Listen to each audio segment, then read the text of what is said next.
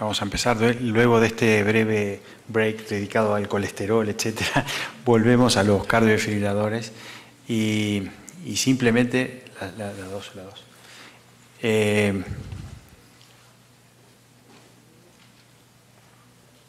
Bueno, sobre este tema. Es un conflicto que creo que todos los que trabajamos en este tema vivimos cotidianamente. Las guías de más peso son guías que no vienen de nuestra región y bueno, siempre tenemos dudas de si debemos aplicarlas tal cual dicen o tenemos que poner algún matiz en nuestros países.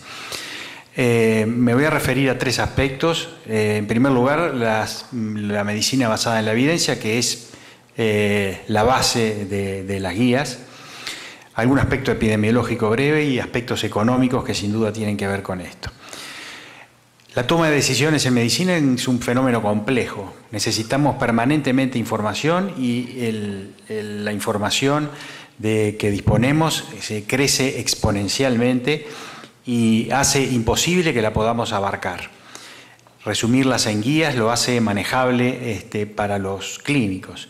Se calcula que necesitamos información 60 veces por semana y esta afecta 8 decisiones clínicas por día.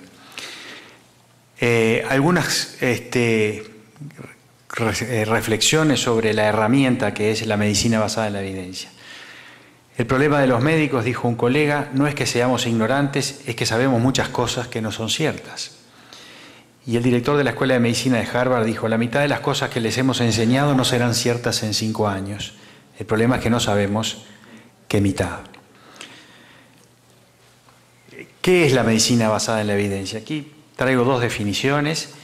Es el uso consciente y explícito y juicioso de la mejor evidencia vigente para tomar decisiones sobre el cuidado de los pacientes. Y la segunda, que es la que más me atrae, la medicina basada en evidencias es la integración de la mejor evidencia investigacional con la pericia clínica, los valores del paciente y sus circunstancias. Es decir, la mejor evidencia debe sumarse a la pericia clínica, a los valores del paciente y a las circunstancias. Si nosotros repasamos esta tabla, que la vemos al inicio de todas las guías, en todas las guías que abrimos, en las primeras páginas están estas 2 tablas. Vemos que las indicaciones clase 1 dicen deberían, no dicen debe, no es la tabla de la ley, dice deberían. Las indicaciones clase 2A dice es razonable. Y las indicaciones clase 2B dice puede ser considerado. Es decir, es útil tener conciencia de esto.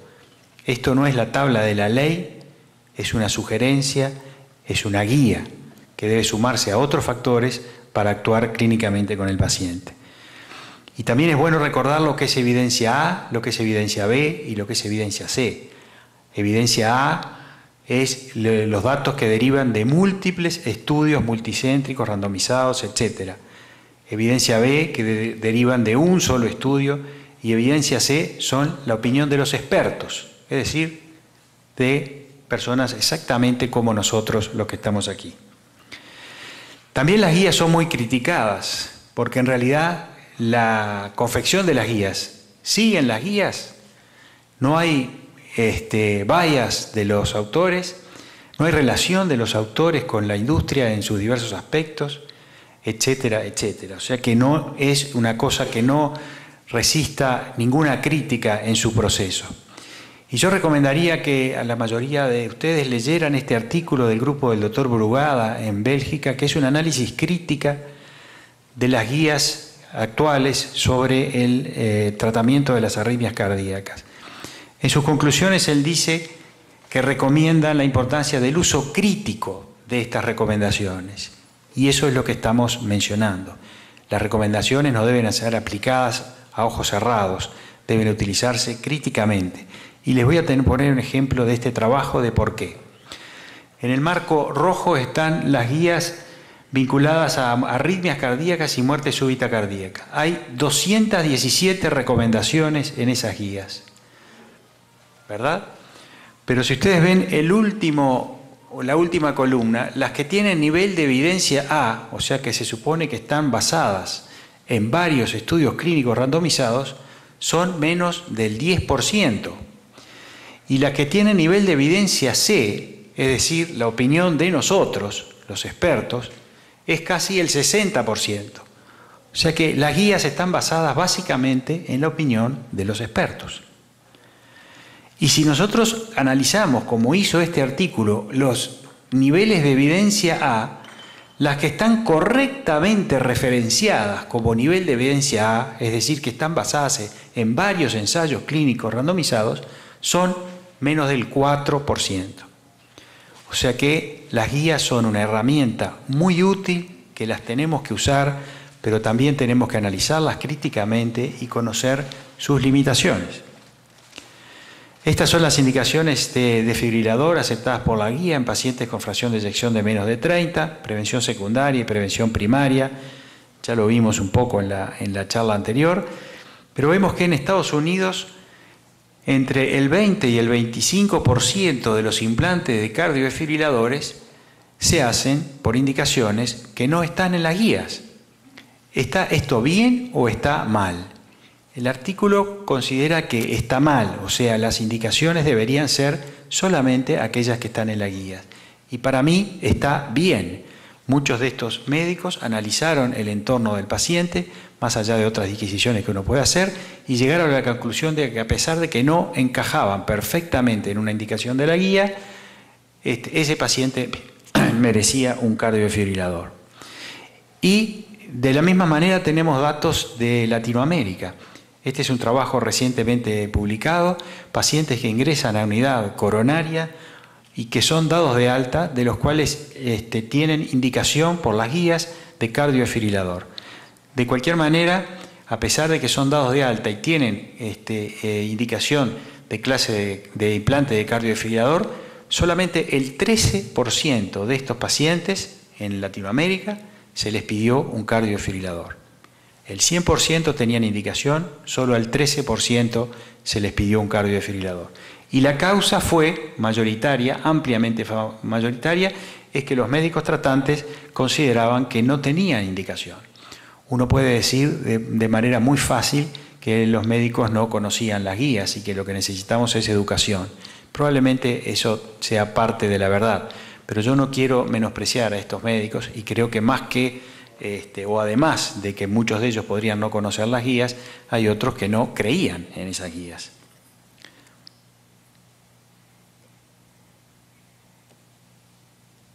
Bueno.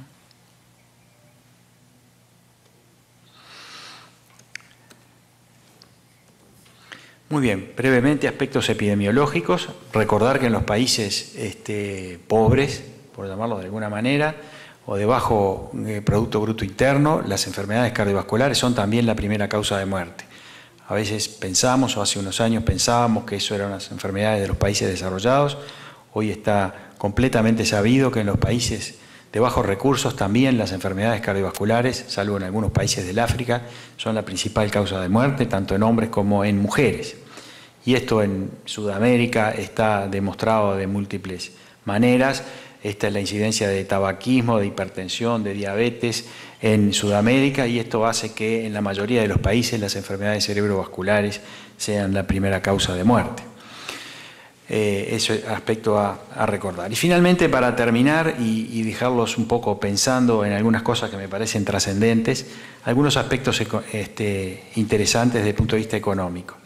Ustedes saben que los ensayos clínicos multicéntricos que se hacen en todo el mundo, en Latinoamérica la mortalidad es mayor comparado con otros continentes. En estos ensayos clínicos que son idénticos y que se llevan a cabo en muchos continentes, en Latinoamérica hay mayor mortalidad, y esto es alguno de los ejemplos. Entonces la pregunta que se hace este autor es si es culpa de los pacientes, es culpa de los médicos o es culpa del sistema.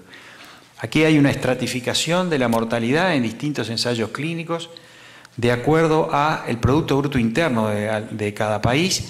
En la gráfica blanca, en la barra blanca, es la mortalidad en los países de bajos recursos, y en la gráfica gris es la mortalidad en los países de mayor recurso, de mayores recursos.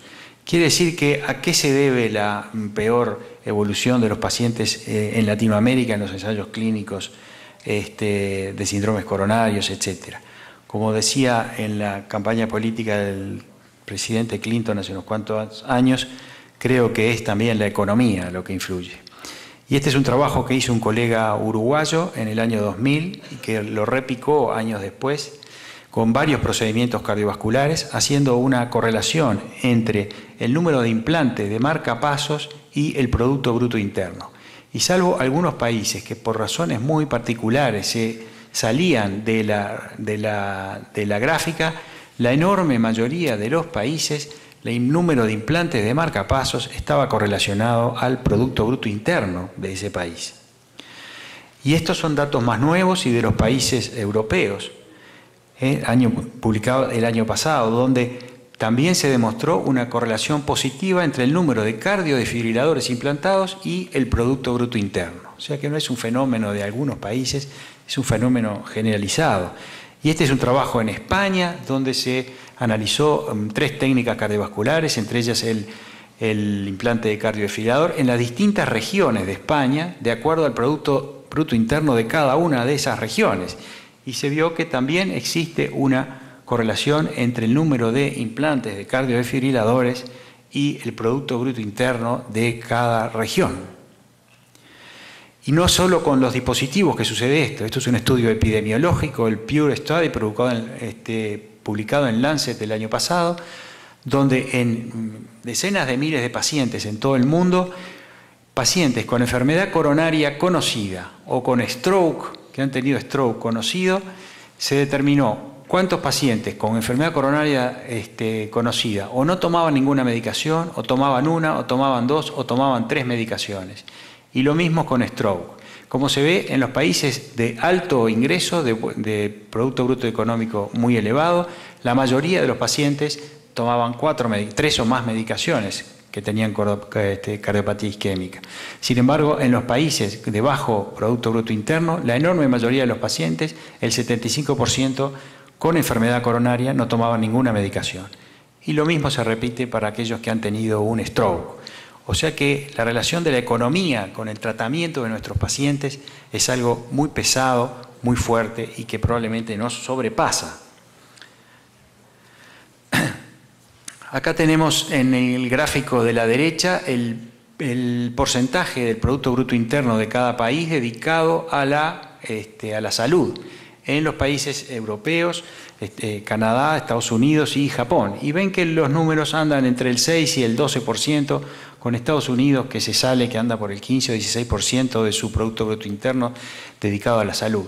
Y acá tenemos en los países de Sudamérica, y también vemos que anda con más y menos entre el 6 y el 10%.